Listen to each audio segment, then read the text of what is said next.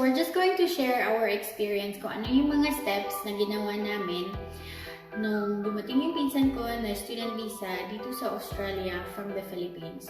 So with the background of wala talagang ka-experience yung pinsan ko na lumabas ng bansa. So talagang spoon feeding ang ginawa ko sa kanya in terms of guidance kung ano yung mga steps na gagawin para since pagdating niya hanggang sa pag-apply ng trabaho, hanggang sa nakakuha ng trabaho at saka yung pag-aaral niya.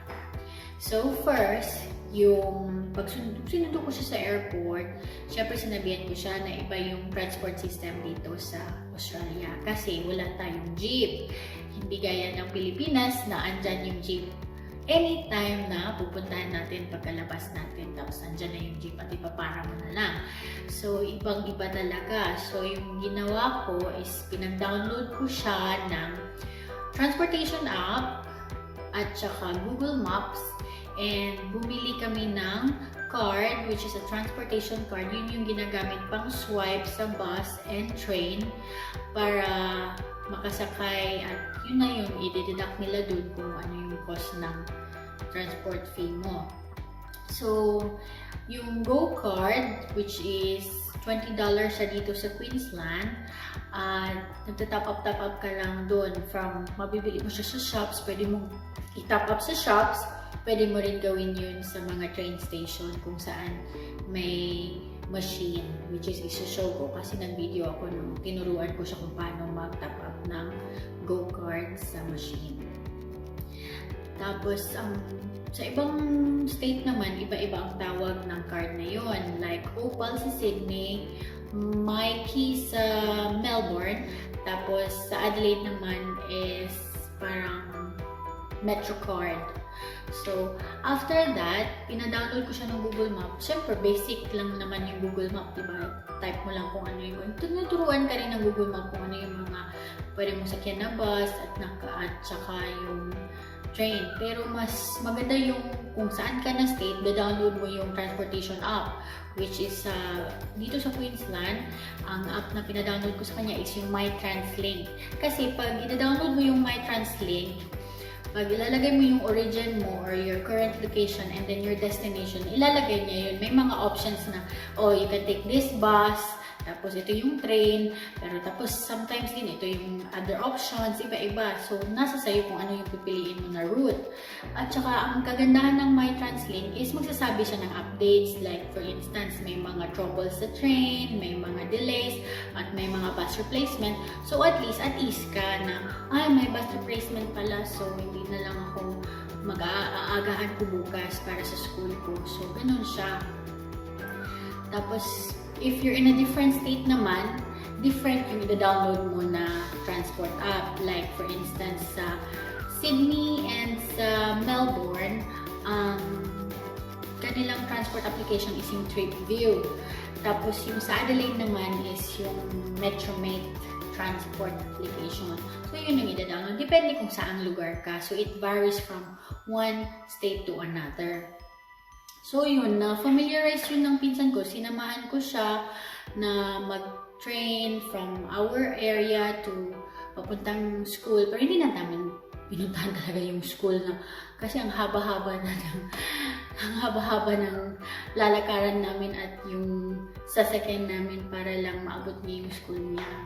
So, pero anyway, tinuruan ko siya yung basic tsaka yung understanding na which platform to take, kung north ka, kung pa-south ka. So, pero nagsasabi naman yan yung app na dapat platform 1 ka para pupunta ka dun. So, at least sa train, check mo lang kung saan yung platform. So, yun na yun. So, easy lang siya actually. Pero sa pinsan ko naman, dahil first time niya mangibang bansa, medyo nahirapan. Pero somehow, natutunan rin. So, tapos yung next naman is yung importanteng kunin yung school ID. So, sinamahan ko siya sa school niya. Tapos yun, nagdala lang siya ng passport niya and registration form. At sinamahan ko na siya sa school. At doon, nag-take sila ng photo, binigyan na siya ng ID badge. Immediate lang naman yun nire-release ng school. Kasi alam naman ng school na with the student ID badge, marami kang discounts na ma-avail. So, tapos nung time na, parang yung school niya is 3 days. So, nung time na wala na siyang school, sinamahan ko na siya sa shopping mall para mag-canvas kami ng SIM card, ng murang SIM card. Siyempre, dahil may student card na siya, nagtatanong-tanong kami, pumunta kaming Optus, tapos pumunta kaming Telstra and Vodafone.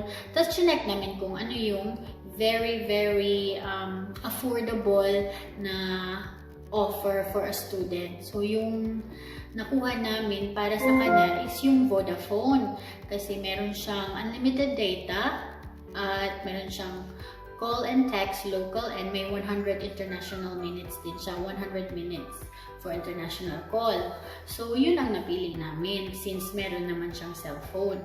And it only cost us for that SIM contract $45 per month. So, medyo okay na siya for an unlimited data dito sa Australia. So, nung natapos kami kumuha ng SIM card, meron na siyang phone number. So, when you have a phone number, tsaka dala mo yung passport mo, and nagdala din kami ng proof of address, pumunta na kami sa bank para mag-open ng bank account. Kasi importante yung bank account. As a student, entitled naman mag-work ng 20 hours. So, with that 20 hours, kailangan ng bank account. So, pumunta kami sa bank na kung saan ako nagbabanking kasi kilala ko na yung area, yung parang comfort zone ko na, so which is the ANZ. So yung sa ANZ, dinala lang namin yung passport, yung proof of address, dinala rin namin yung student ID niya, pero they didn't really need that one. So, doon nag-open kami ng bank account. So it only took us about 30 minutes. Yung importante lang naman is bibigyan ka nila ng papel na merong sinabi doon na nag-open ka ng account. Tapos ito yung BSB, which is like a branch code. Pero parang short code pag sa UK. Tapos may account number. So yun lang yung importante sa bank account mo. Yung BSB number and your account number. So meron naman ibang-ibang bangko like Westpac, Commonwealth and NAB, pero pumunta na kami dun sa familiar ako na bank, which kung saan ako nagbabanking sa ANZ. After that, so, syempre, one of the requirements naman para makapag-work ka is to have a tax file number on hand. So, yung pag-apply ng TFN, online lang siya. Madali lang siya actually, ato.gov.au, or you can just Google it, apply for TFN, lalabas na yung link. So, i-click mo lang yun.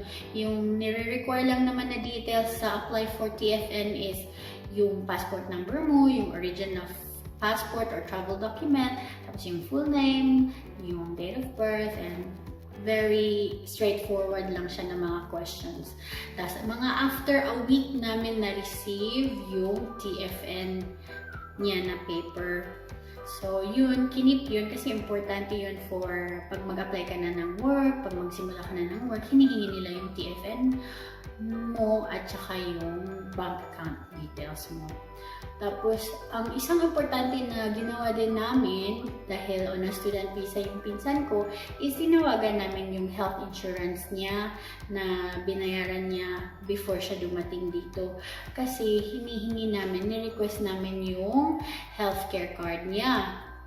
So, basically, nung tinawagan niya yung person, hiningi lang yung full name niya, date of birth niya, tapos yung parang reference number ng health insurance niya. Tapos, after a week, na-receive na rin namin yung healthcare card niya. So, basically, on her first week dito sa Australia, is to set up everything na kailangan niya as a student. Tapos, nung sa second week naman, yun yung time na nag-a-apply na kami ng jobs. Maraming mga website na mga jobs sa internet, like seek.com.au, Aljora, tsaka kung iba't iba pa, like Gumtree. But, pinaka-successful naming nagawa is yung nag-print kami ng CV niya, tapos pinold namin to, at saka yung pinakamalapit na mall dito sa bahay, dun kami nag-hand in ng isa-isa na CV sa mga restaurants, mga boutiques, shops, It's just that mas convenient kasi na ganun. Kasi ang dami naming in-apply online, pero however, hindi mo talaga alam kung nakuha ka na ng trabaho. Iba kasi yung in-person ka nag-hand-in kasi alam nila na you're very much interested. So yun ang ginawa ng pinsan ko. Sinamahan ko pa rin siya para todo support na talaga.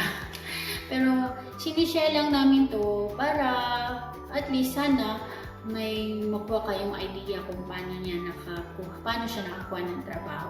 So, after that second week, on the third week, parang sabi niya, medyo mahirap pala, no? Sabi ko, no, you have to think positive. Kasi pag mangingibang bansa tayo, hindi tayo pwede mamimili ng trabaho, lalo na iba yung pathway na kinuha niya. Hindi yung RN pathway na yung mag-Afra ka, tapos bridging, pero ngayon exams na. So hindi yun ang pinili niya, mas pinili niya yung shortcut na kumuha siya ng certificate course at dumating ka agad dito. So kaya medyo sabi ko, medyo wala tayong pili sa trabaho kasi nga yung path na pinili niya is iba, which is okay din naman kahit papano. So after the third week, naka-receive na kami ng maraming phone calls from the CVs na binigay namin. Kasi nga, para sa akin yung parang hinan-in mo siya in person, parang you showed interest na talagang you really want to work. So, kaya yun, marami na siyang tawag. Kaya, on the fourth week, nakasimula na siya since pagdating niya. Kaya, sa awa naman ng Diyos, talagang nakapagsimula siya. At medyo mahirap kasi nga, hindi naman niya trabaho ganung klaseng trabaho kasi nga hindi siya nag-pathway as a registered nurse nang pumunta siya dito. Kaya, hopefully, makatulong kami sa inyo or somehow may na-learn kayo sa experience ng pinsan ko. At kung may mga questions kayo, just comment down below at I'll try my best to answer.